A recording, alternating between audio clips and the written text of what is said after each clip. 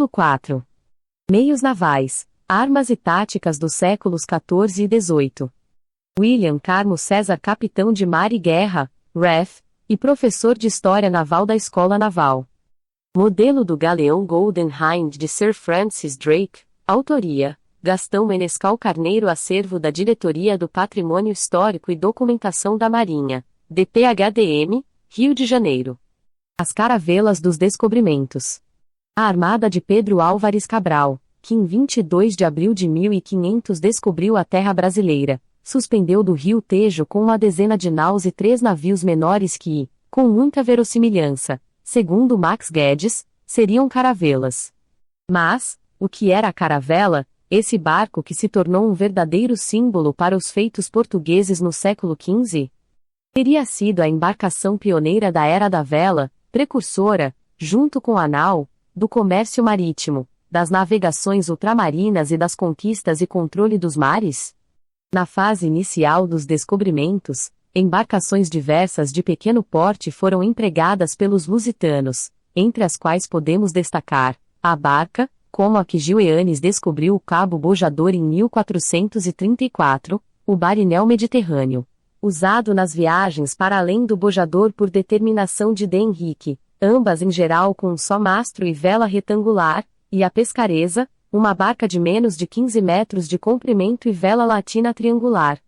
Em meados do século XV, o emprego de um novo tipo de navio começaria a sobrepujar o das embarcações menores nas navegações ibéricas, a caravela.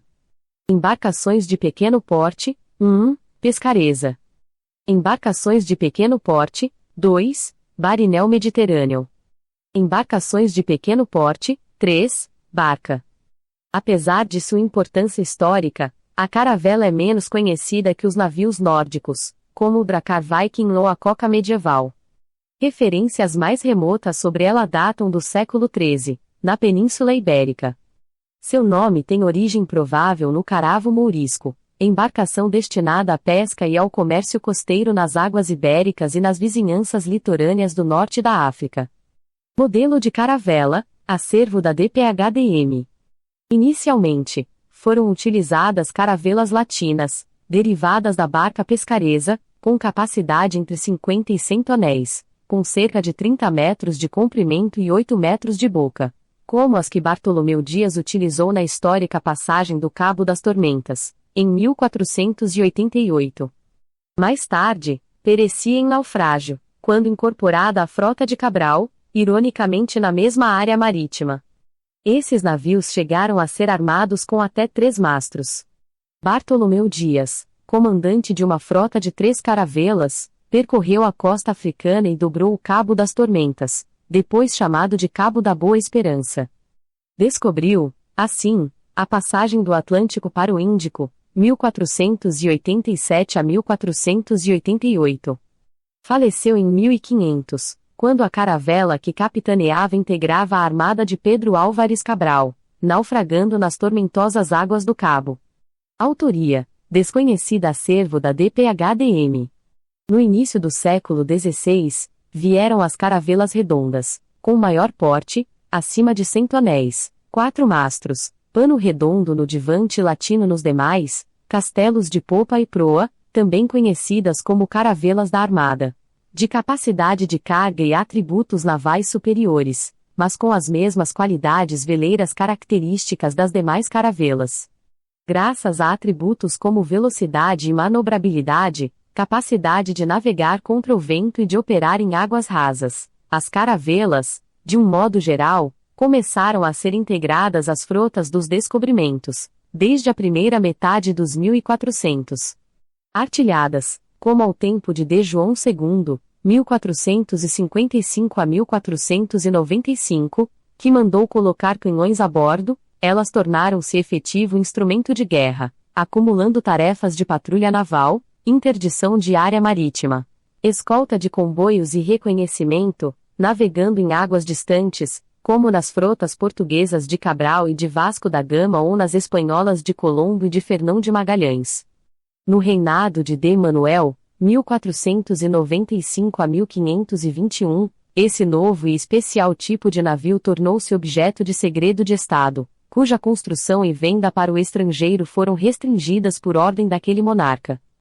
Esse barco que adquiriu expressão tão elevada que se naturalizou e se tornou um símbolo para os portugueses no século XV, somente iria desaparecer dos mares a partir do segundo quartel do século XVIII.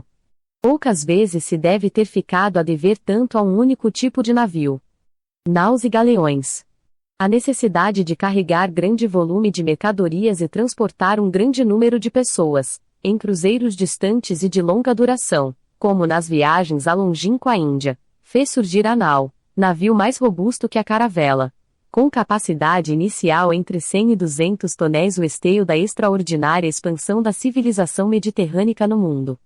O termo nau, cujo nome tem origem no vocábulo latino navis, era de um modo geral uma categoria pouco definida que designava os veleiros mercantes do Mediterrâneo medieval, podendo ser uma coca italiana ou francesa, uma caravela ou mesmo uma carraca.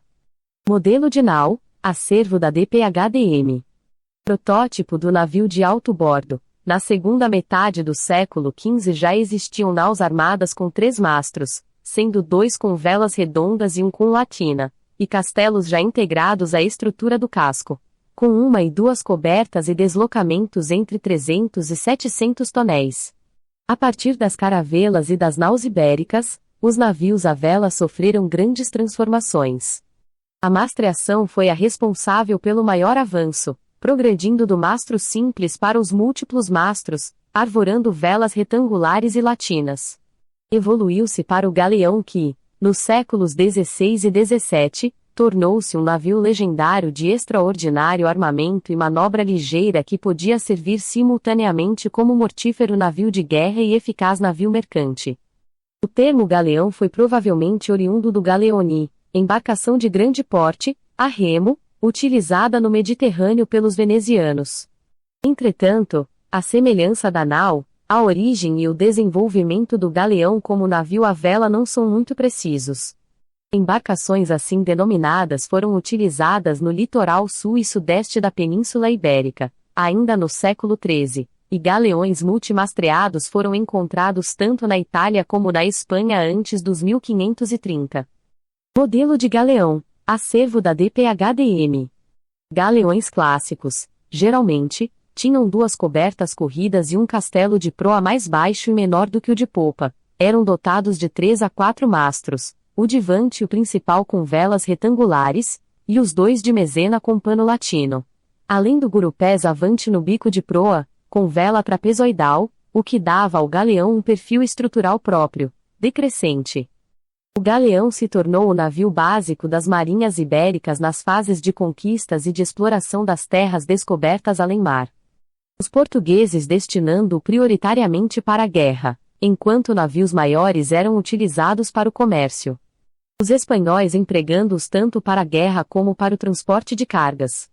Em razão desses empregos diferenciados em diversas nações europeias, era comum se confundir galeões com naus e com carracas. Modelo do galeão Golden Hind de Sir Francis Drake. Francis Drake, no comando do Golden Hind, inicialmente com mais 5 navios, realizou uma viagem de circunnavegação, de dezembro de 1577 a 26 de setembro de 1580. Apenas o Golden Hind completou a viagem. Acervo da DPHDM. Cocas e carracas. Bem antes das conquistas portuguesas, pequenos navios de borda alta e propulsão a pano, providos de um único mastro onde arvorava uma vela retangular, eram empregados nos mares do Norte e Báltico. Eram as cocas, navios de carga utilizados pela Liga Hanseática para o tráfego marítimo naqueles mares e no Canal da Mancha, mas que, desde meados do século XIII, passaram a contar com torres de madeira fortificadas montadas sobre os seus conveses, a proa e a popa, e cestos de gávea instalados no alto dos mastros suficientes para abrigar um ou mais vigias. Estruturadas para a defesa, e já contando com leme central à popa, as cocas se transformaram em verdadeiras fortalezas flutuantes, capazes de representar formidável ameaça para qualquer adversário de seu tempo, ainda que o seu poder combatente estivesse limitado às tropas embarcadas. Desenvolvido a partir da coca norte-europeia e mesclado com tecnologia mediterrânea, Outro tipo de navio também passou a ser utilizado na Europa dos 1500 em diante, a carraca. Influenciado pela presença muçulmana na Península Ibérica, os árabes chamavam de caraque a uma embarcação pequena. O termo surgiu em inglês, entretanto, para nomear os navios genoveses, provavelmente cogas mediterrâneas. Mas permaneceu como designação definitiva desse novo tipo de navio entre os ingleses, enquanto nave ou nau tiveram a preferência de italianos e espanhóis. São escassas as informações disponíveis sobre o modelo estrutural das carracas, mas, no início de 1980, o resgate do fundo do mar dos destroços do casco da Mary Rose vem proporcionando minucioso estudo desse tipo de navio, por parte dos especialistas. Construído na Inglaterra em 1510, com cerca de 500 toneladas, aproximadamente 32 metros de comprimento e 12 metros de boca, o navio afundou em 1545. As carracas, provavelmente, foram as maiores belonaves construídas na Inglaterra medieval e estão entre os mais conhecidos navios de grande porte da Europa dos séculos XV e XVI, como a Grace Adil de 1.400 toneladas e 3 mastros. Graças à artilharia e ao aumento de tamanho, elas tornaram-se os navios capitais das marinhas de seu tempo. O canhão a bordo. A navegação de longo curso se tornou possível graças aos mastros e velas bem como aos instrumentos náuticos elementares que deram dimensões estratégicas aos navios. Faltava, entretanto, um elemento a bordo para implementar a capacidade estratégico-militar do navio de guerra, o canhão. Desde meados dos 1300, algumas armas de fogo relativamente pesadas, produzidas em ferro ou em bronze, já vinham sendo usadas na guerra, sendo as de bronze preferidas pelos especialistas por serem mais leves, mais resistentes e menos sujeitas a corrosões e a superaquecimentos, apesar de mais caras devido aos preços do cobre e do estanho. No início do século XVI, eram famosas as fundições do sul dos Países Baixos, ainda ligados à Áustria Habsburga, cujos canhões de bronze eram muito procurados pelos ingleses e espanhóis. A colocação a bordo dos canhões de grande porte para a guerra naval esbarrou, entretanto, em um problema complexo. A estabilidade do navio o peso alto sempre foi um dos maiores causadores de emborcamentos. Ainda assim, canhões foram levados para os navios a partir do século XIV, inicialmente os de pequeno calibre, denominados man killers, matadores de homens, a serem utilizados contra as tropas de abordagem. Incapazes de causar grandes danos à estrutura do navio, eram colocados nos conveses principais e nos castelos. Provavelmente em 1501, em Brest, na França, um construtor naval, de nome Descharges, idealizou pequenas aberturas ao longo do costado que permitiram a colocação de canhões nos conveses inferiores. Essas janelas foram fundamentais para o desenvolvimento dos grandes navios da Guerra da Era da Vela ao tornar possível a instalação de canhões de maior calibre e em quantidade a bordo, os chamados ship killers, destruidores de navios. Desse modo, a partir do início do século XVI, começaram a surgir belonaves com canhões em diversos conveses, apoiados em berços sobre rodas, presos por cabos e aparelhos que controlavam o recuo e possibilitavam o seu reposicionamento para o tiro. Faina que demandava algum tempo. A velocidade de recarga do canhão naval era função do adestramento da guarnição. Sua elevação e ponteira eram restritas e dependiam da manobra do navio. Modelo de canhão naval holandês. Armamento utilizado nas invasões holandesas no nordeste do Brasil entre 1624 e 1654. Autoria: Gastão Menescal Carneiro. Acervo da DPHDM. Partes de um canhão holandês do século XVII. Projetil de artilharia. Soquete: haste de madeira, terminada em cilindro do mesmo material, com que se empurrava e calcava a carga de projeção em canhões alimentados pela boca. Balde de pólvora. Ouvido: orifício por onde se faz o disparo. Porta-pólvora. Lanada: cilindro de madeira revestido de lã de carneiro e preso a uma longa haste, destinado a limpar o interior do cano de canhão. Saca-trapo: haste de ferro terminada em espiral com que se retirava a bucha do canhão. Navios de linha e fragatas. Baseado na quantidade de canhões a bordo e no número de conveses artilhados, surgiu na Inglaterra, no século XVII, um sistema de classificação para os navios de guerra à vela como mostrado no quadro a seguir. Em razão do maior poder de fogo, as 3 primeiras classes eram destinadas à linha de batalha principal e os navios com mais de 60 canhões passaram a ser denominados navios de linha e se tornaram as velonaves capitais das armadas da Era da Vela. Os demais, que incluíam fragatas e brigues, por serem navios menores mais leves e mais velozes, eram empregados em serviços especiais, como reconhecimento, escolta e apoio, em tarefas auxiliares e específicas que exigiam maior velocidade. A fragata evoluiu substancialmente com um novo modelo, mais alongado e com uma única bateria corrida, criado pelo construtor francês Blaise Olivier, em 1740, a Médée, artilhada com 26 canhões de 8 libras. Ela mostrou logo propensão para substituir as naus e os galeões como navio de guerra, mas estes, mais pesados, continuariam ainda a existir como navios multipropósitos.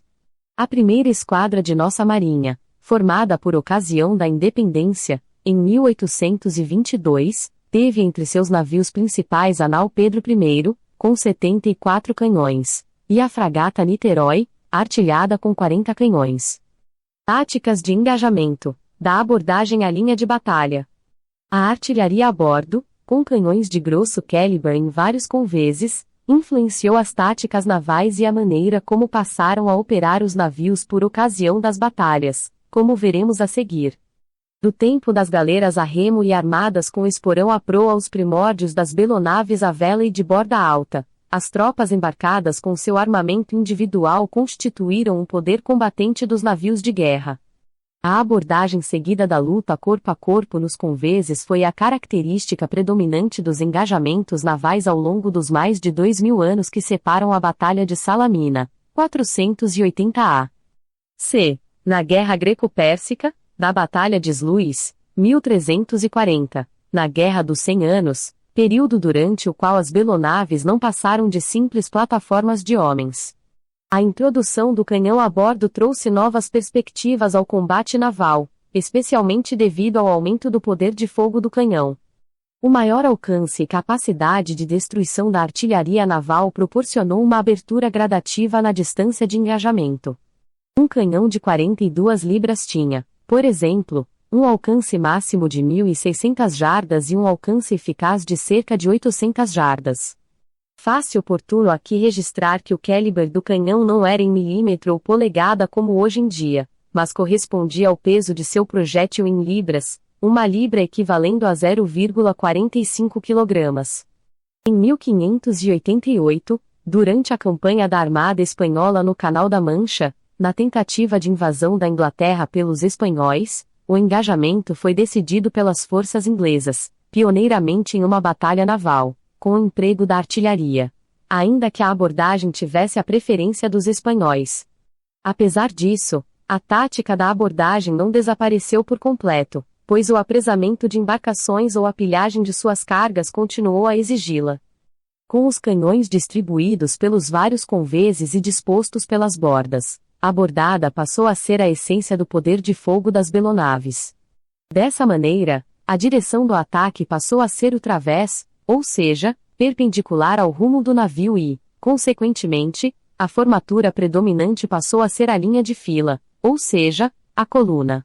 Diferentemente da época das galeras a remo com esporões à proa que operavam em linha de frente. No início do século XVII, em que velas e canhões já dominavam as armadas, não havia ainda uma manobra tática bem definida e o combate era constituído por engajamentos individuais e desordenados entre navios ou pequenos grupos de navios. O objetivo tático consistia, então, em aproveitar os erros cometidos pelo inimigo envolvido na confusão do engajamento. Na medida em que as batalhas começaram a envolver dezenas e até centenas de navios de linha, prontos a desfechar suas bordadas pelos traveses, o controle das formaturas em combate passou a ser uma necessidade e uma grande dificuldade para os comandantes das forças navais. Ao início das guerras anglo-holandesas, 1652 a 1674, Novas Fighting Instructions, as instruções de batalha da Marinha Inglesa, publicadas em 1653, preconizavam em seu artigo 3.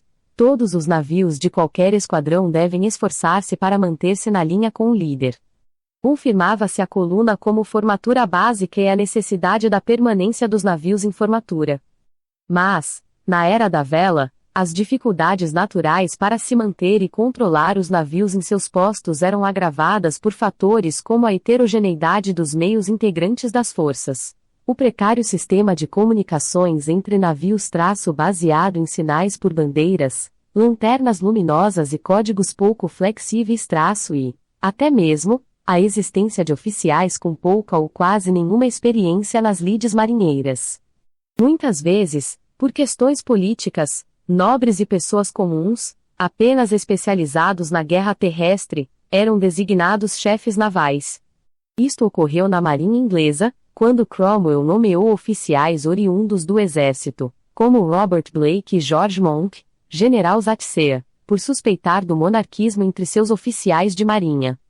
Visando melhorar o controle dos navios em formatura, a Marinha Inglesa passou a dividir suas esquadras em 3 esquadrões, cada um comandado por um almirante, o de Vante pelo almirante mais antigo, Admiral of the Fleet, identificado por uma bandeira vermelha.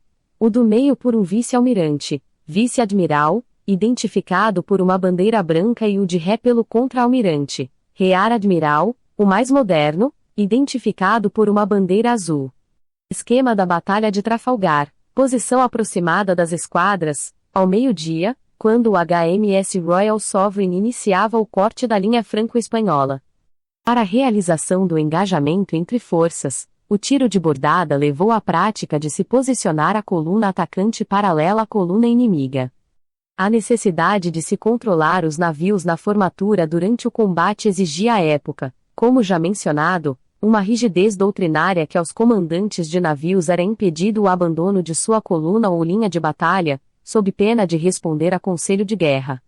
Essa foi a característica típica de uma escola tática surgida durante as guerras anglo-holandesas, denominada formalista. Segundo os partidários dessa escola, liderados pelo almirante Duque de York, a parte de vante da linha deveria engajar com a de vante do inimigo, a de centro contra o centro, e a de ré contra a retaguarda adversária, ou seja, em rígidas linhas equivalentes.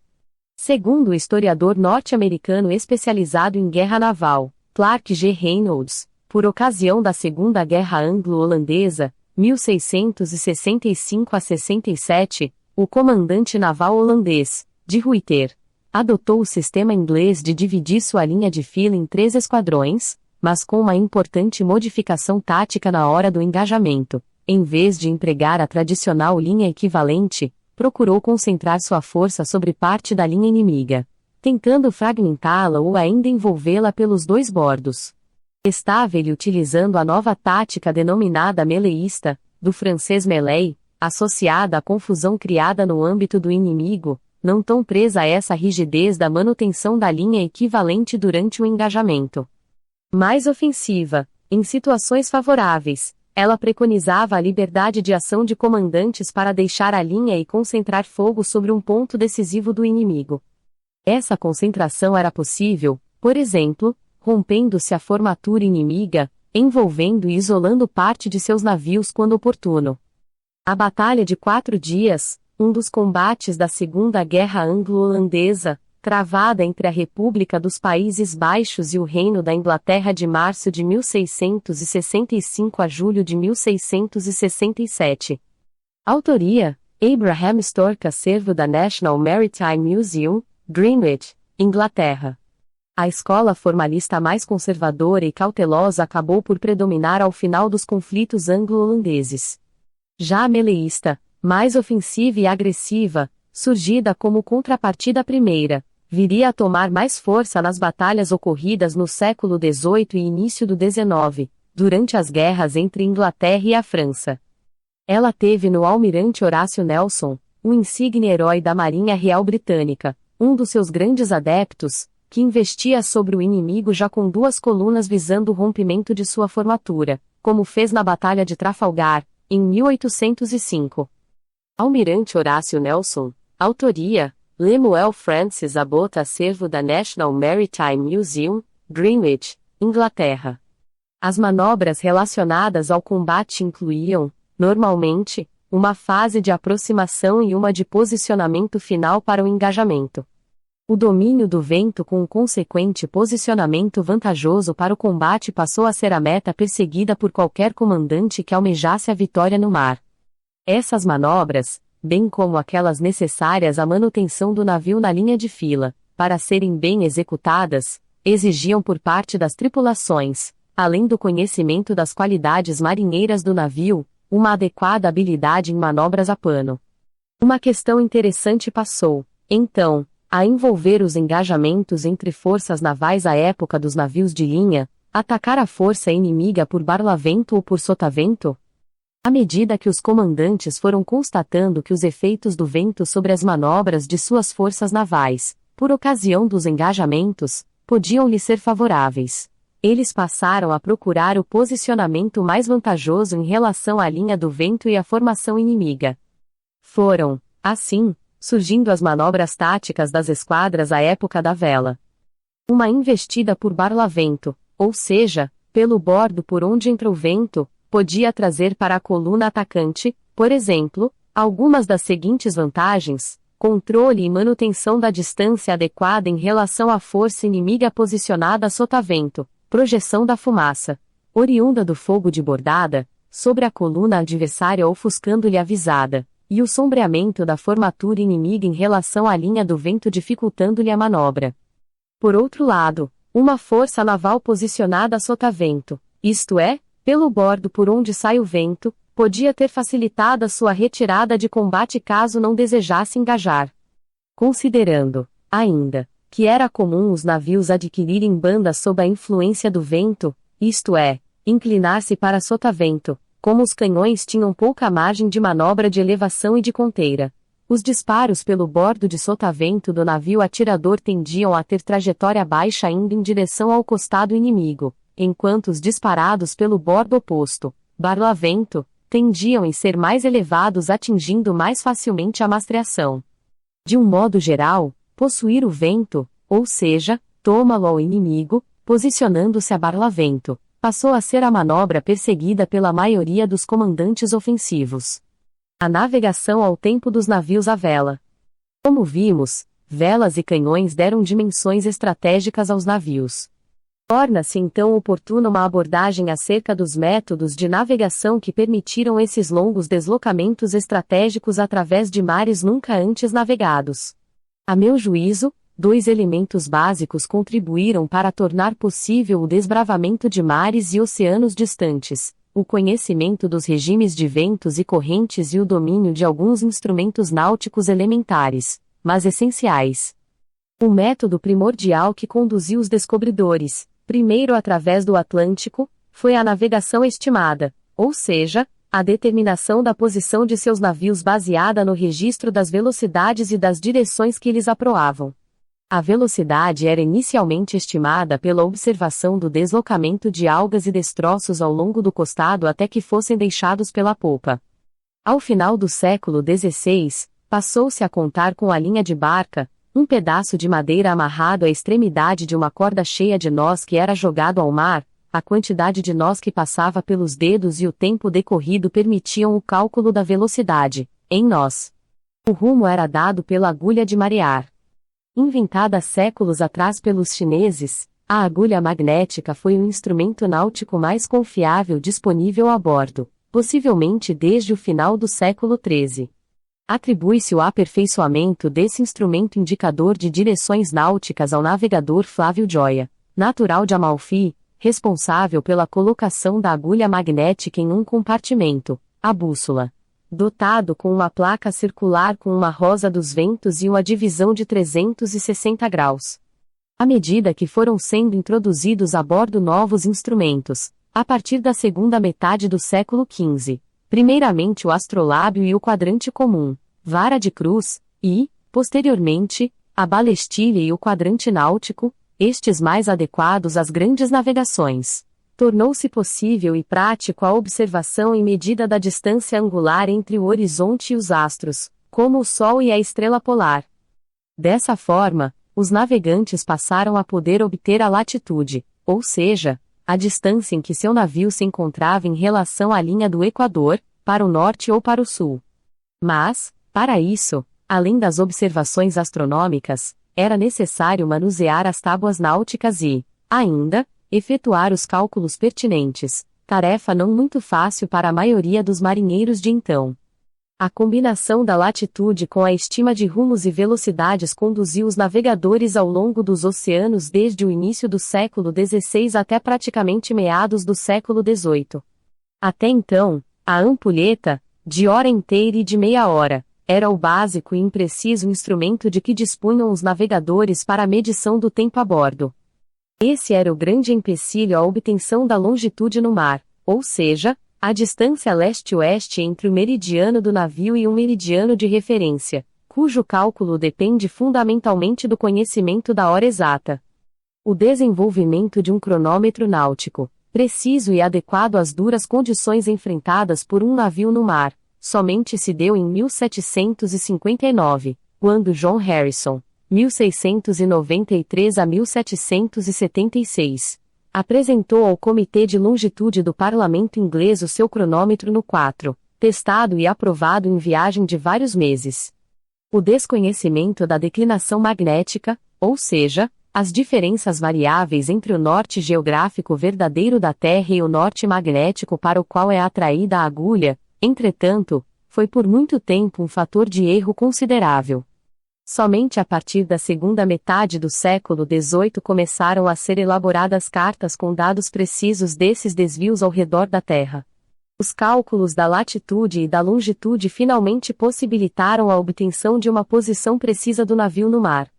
Os comandantes das naus e caravelas, em suas primeiras viagens através dos oceanos desconhecidos, tiveram ainda que enfrentar outro sério obstáculo. As cartas náuticas e os roteiros eram uma raridade, simplesmente inexistiam ou tinham registros de dados imprecisos, como distâncias equivocadas, terras inexistentes ou mal localizadas, ilhas que não apareciam no horizonte, recifes, altos fundos, pedras inesperadas pela proa, litorais excessivamente baixos, sem faróis de aterragem.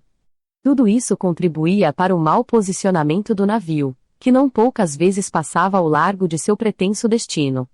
E o prolongamento da singradura alongava excessivamente a permanência no mar, aumentando o desgaste da tripulação, quase sempre já no seu limite de resistência, agravado pela fome e pela doença, sobretudo o escorbuto. O levava o navio a encalhes e colisões fatais. As cartas náuticas foram sendo elaboradas e aperfeiçoadas gradativamente, à medida que as viagens iam se sucedendo. Vasco da Gama, por exemplo, não possuía cartas do Mar das Índias e nem Fernão de Magalhães tinha à sua disposição carta de qualquer trecho do Grande Pacífico. Maior preciosidade dos navegantes, tesouro privativo cujas cópias, inicialmente elaboradas à mão, eram distribuídas aos navegadores para as viagens e restituídas em seu retorno, constituíam, portanto, verdadeiros segredos de Estado, guardados a 7 chaves. Em razão dessa indisponibilidade de recursos náuticos, a experiência acumulada pelos homens do mar tornava-se fundamental. D. Henrique, por exemplo, exigia que seus marinheiros fizessem diários de bordo e anotassem tudo quanto vissem da costa. Com isso, muito valorizada ficava a figura dos pilotos.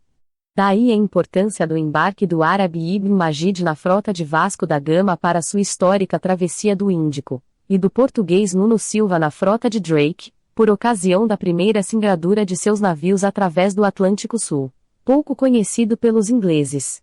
A segurança da navegação ainda era agravada pela falta de previsão, pelo desconhecimento das prováveis condições meteorológicas que poderiam advir. As mudanças bruscas e inesperadas do tempo e do estado do mar, muitas vezes pegavam desprevenidas as tripulações, que nem sempre tinham seus navios preparados ou em condições de enfrentar o mau tempo. Velas e canhões na formação dos impérios ultramarinos. Como afirma o historiador sueco Jan Glete, A combinação de canhões pesados com navios à vela é normalmente vista como uma revolução tecnológica de importância decisiva para a expansão europeia ultramarina bem como para a estratégia da própria Europa. Graças a ela, o poder naval foi capaz de ser levado para impor a vontade dos comandantes em cenários distantes. A partir do final do século XV, o controle de áreas marítimas distantes tornou possível o estabelecimento de feitorias, de entrepostos, de colônias, bem como a formação de grandes impérios marítimos ao longo de todos os mares do globo. Portugal foi o pioneiro a manter uma força naval permanente, no Índico, na costa Malabar. Após derrotar, em 1509, uma coligação formada por navios da Índia e do Egito, na Batalha de Dil, os portugueses passaram a exercer o domínio daquela área marítima, tão distante de Lisboa. A vitória em Dil, de certa forma, abriu o caminho para a extensão do Império Português, das terras africanas aos domínios da Ásia. Ao final do século XVII, as guerras globais no mar se estenderam para além das fronteiras e litorais europeus e das águas dos mares Mediterrâneo, Báltico e do Norte e serviram para mostrar que as esquadras, como as ibéricas, a holandesa, a francesa e a inglesa, eram capazes de operar em qualquer teatro marítimo do globo. Graças a uma disponibilidade logística capaz de atender às necessidades básicas de armazenamento de aguada, provisões e munição, e a uma dependência única de ventos e correntes para sua locomoção, o raio de ação dos navios de guerra à vela tornou-se quase limitado. Dessa forma, eles foram capazes de levar o poder naval a todos os mares do mundo. Mas, para a realização de tão longínquas movimentações, ou seja, de cruzeiros marítimos transoceânicos, além do domínio do binômio navio-vento, que permitia a manobrabilidade tática possuir o vento durante os combates, outro conhecimento se tornar essencial para domínio da mobilidade estratégica, o conhecimento dos regimes dos ventos e correntes ao longo dos mares e oceanos do globo, que os europeus também demonstraram dominar. Como afirma o historiador italiano Carlo Cipolla, graças às características revolucionárias de seus navios de guerra, os europeus necessitaram de apenas algumas décadas para estabelecer o seu predomínio absoluto sobre os oceanos. As táticas da guerra naval à vela, desenvolvidas durante as guerras anglo-holandesas do século XVII, foram aperfeiçoadas e encontraram seu auge nos confrontos anglo-franceses do século seguinte.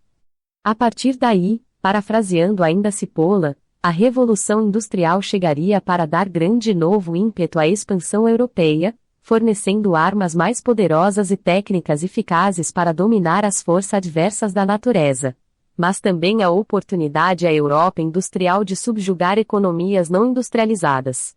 Fragata Niterói, componente da primeira esquadra brasileira. Autoria: Trajano Augusto de Carvalho, acervo da DPHDM. Navios de guerra à vela notáveis. Durante a era das belonaves à vela, alguns navios se tornaram famosos pelo seu pioneirismo ou pela história que escreveram, entre os quais podemos destacar os ingleses Mary Rose, 1510, e Henry Grey's 1514, foram dos primeiros a contar com as portinholas no costado para os canhões.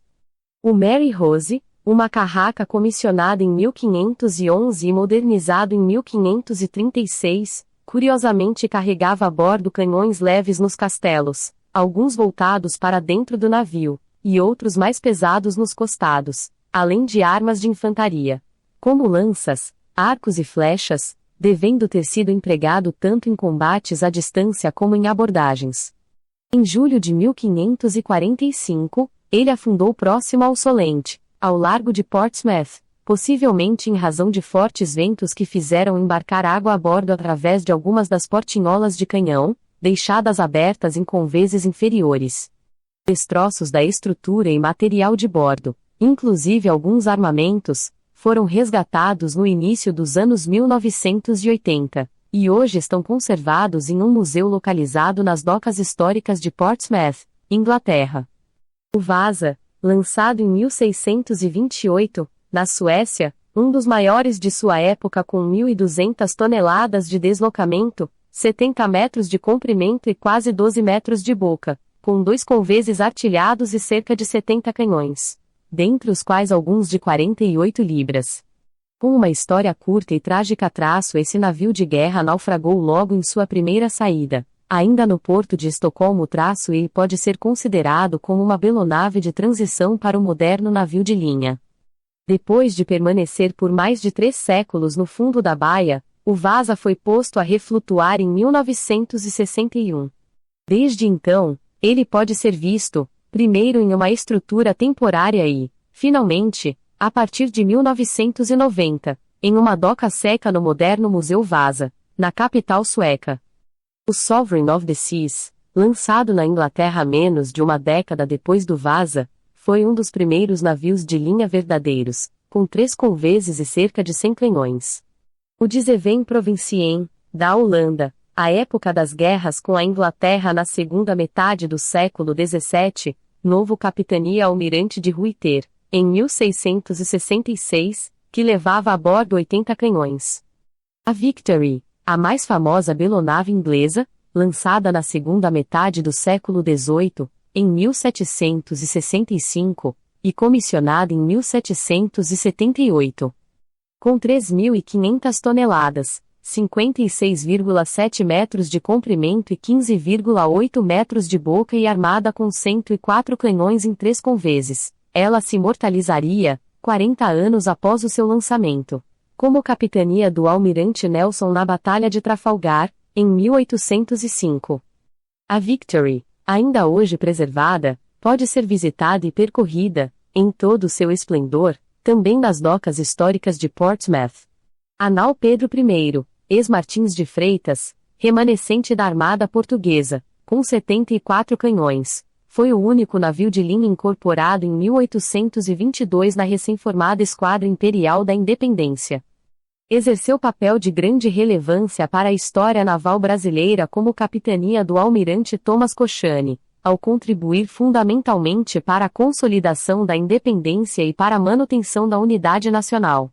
Executando bloqueios e combatendo forças navais portuguesas, em 1823, na Bahia, o foco de maior resistência. Nau Pedro I, construída na Bahia, 1763, e originalmente pertencente à Armada Portuguesa, onde, entre outras missões, fez parte da esquadra que trouxe a família real para o Brasil. Foi a capitania da recém-formada Esquadra Imperial após a proclamação da independência.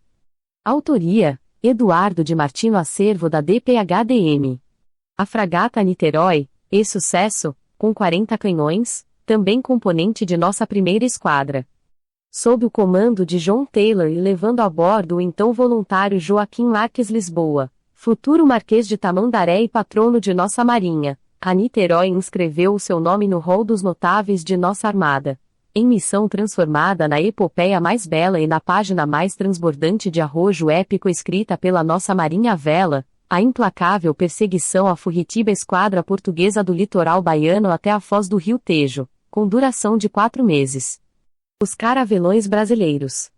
Entre os séculos XVI e XVII, as caravelas predominaram também nas armadas de defesa da costa do Brasil, especialmente contra as piratarias francesa e inglesa. No reinado do monarca de João III, 1521 a 1557, que estabeleceu em 1549 o governo geral nas terras aqui descobertas, ricas em madeira de excelente qualidade. Foi incentivada a construção naval para navios de grande porte, de até 130 tonéis. A escassez de carpinteiros especializados e a resistência dos senhores rurais, que preferiam o uso da madeira na edificação de seus engenhos de açúcar, segundo Francisco Moura, priorizaram na colônia a construção de embarcações menores, como o caravelão brasileiro. Embarcação semelhante à caravela de descobrimento, deslocando mais 50 tonéis, pequeno calado, 2 a 3 mastros latinos e remo auxiliar, as maiores podendo ter castelo de popa. Essas grosseiras e pequenas caravelas já eram utilizadas pelos portugueses antes do descobrimento, como aqui, em 1499, seguiu dos Açores rumo a Lisboa para levar a notícia da chegada à Ilha Terceira, da esquadra de Vasco da Gama, proveniente da Índia.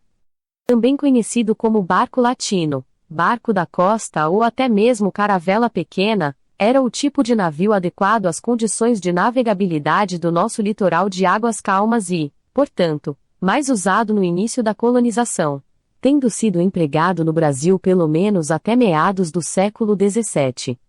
Os caravelões tiveram participação destacada em nossa história.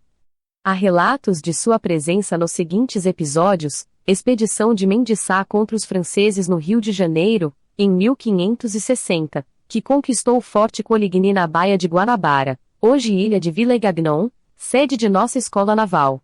Expedição ao Rio Grande do Norte e conquista do Maranhão aos franceses, quando levou a bordo Jerônimo de Albuquerque, Jornada dos Vassalos da Coroa de Portugal, em 1625, contra a tentativa de ocupação holandesa na Bahia, combate da Ponta de Pedras.